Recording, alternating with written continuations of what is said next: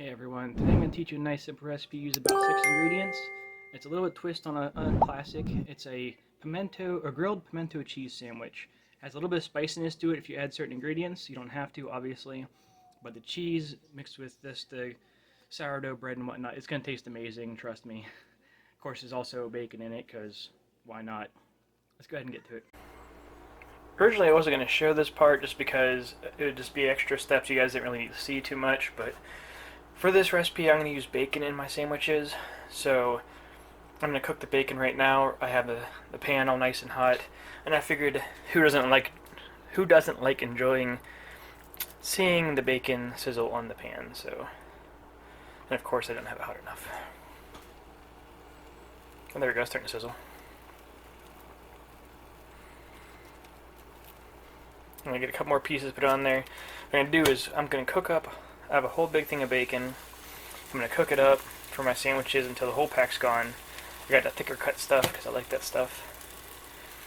While I'm cooking the bacon, I'm going to go ahead and get all my bread. I'm using sourdough bread. I'm going to get all my bread and I'm going to jeez. I'm going to butter it on both sides of each slice. And I'm going to stack it up on a plate so that way it's ready for the next part after the bacon's done. So I'll come back to you guys when my bacon's all cooked and my bread is all buttered. Alright, while I was doing the bacon, I buttered both sides of my bread. When I was done, I cleaned off my skillet and wiped down my stove because it made a mess everywhere with the grease. But the point is, it's all cooked up now. I had the bacon sitting on a plate with some paper towels off to the side to get some of the grease to soak off it and everything. Meanwhile, I'm going to start cooking my bread. Like I said, I buttered it on both sides. I got some big pieces here, but you can't really, okay, you can kind of see it. I had to spread some butter pretty thin on there, but I was running low. But still, point is, I got it buttered. What I'm going to do is put it one side down for right now. I'm going to cook that for about 3 to 4 minutes to get it nice and toasted. It all depends on what kind of bread you're using, how thick, and all that good stuff. So keep an eye on it. So you can put it down just one side for now, and then I'll show you what to do once the first side is complete.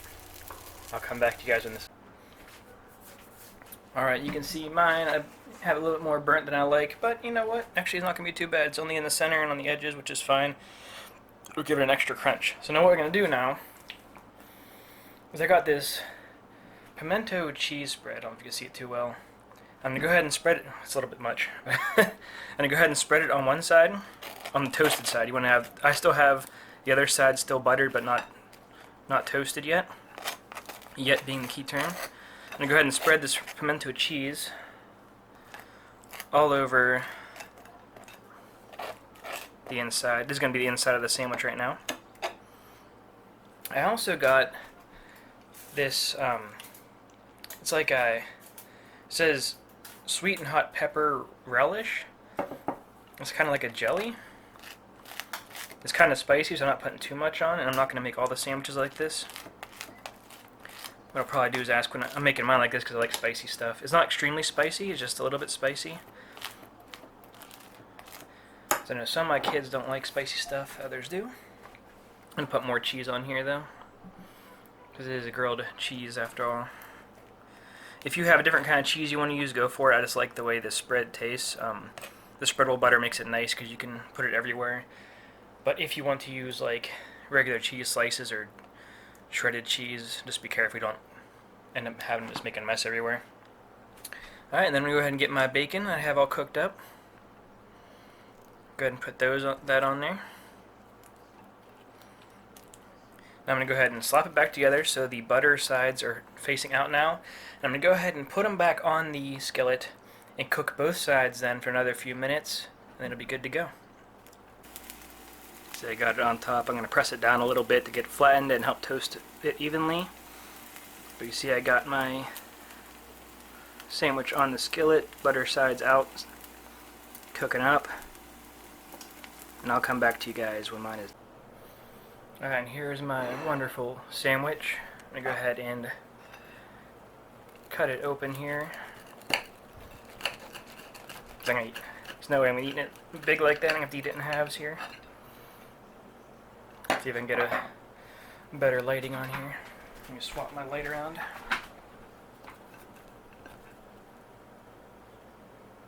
There you go, nice yummy sandwich. And of course, nothing goes better with a grilled cheese sandwich and some yummy tomato soup. It's gonna be hot. See if I could adjust my camera a little bit here. Zoom in on this yumminess. You can see the steam coming off there.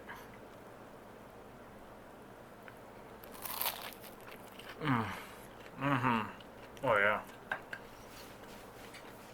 And there you go. There I have it. Told you, nice and simple, only a few ingredients. It takes about 15 minutes, if that, to make. 10 minutes, I guess. I'm just making a whole bunch, so I lost track of time. But anyway, I hope you liked this video. If you liked it, please put a comment down below and let me know if you liked it or did not like it. Give me a thumbs up while you're down there, and go ahead and hit the subscribe button, as well as a little bell notification doohickey so you know when I post more videos. I try to post weekly new recipes and food-related videos. I hope to see you guys around.